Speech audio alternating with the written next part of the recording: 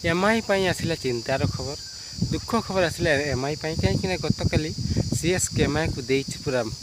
8 wicket हराई देइछि एवं देखा गले 160 रन विजय लक्ष्य पिछा कर जाए Ruturaj Gaikwad CSK team 18 over गोटे बॉल खेली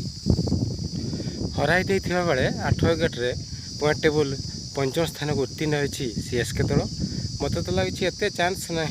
फाइनाल सेमिफाइनाल खेलने भी देखा जाऊ ऋतुराज गायकवाड़ 67-54 कार्तिक शर्मा जहाँ 14 कोटी काम देला शेष जाकर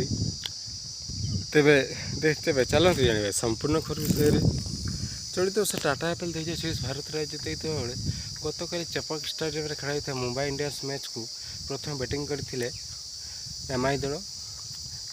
बैटर मैंने एत बैटिंग भल कर नथिले देखा गले 7 विकेट हराई 159 रन संग्रह कर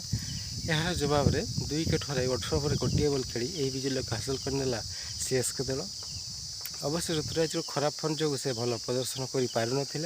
शेष जहाँ शेष मैच रे भल प्रदर्शन कर 67 रन नट आउट रही है